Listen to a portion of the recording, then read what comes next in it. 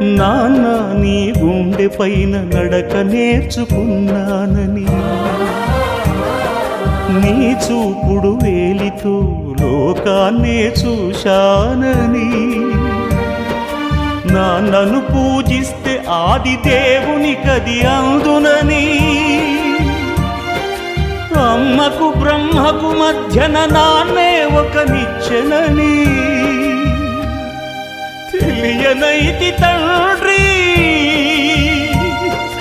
ఎరుగనైతి నాన్న. నాన్నంటే నడిచే దేవాలయమని మరచితిని, ఆత్మజ్యోతి చేతుల ఆర్తి వేసుకుంటిని.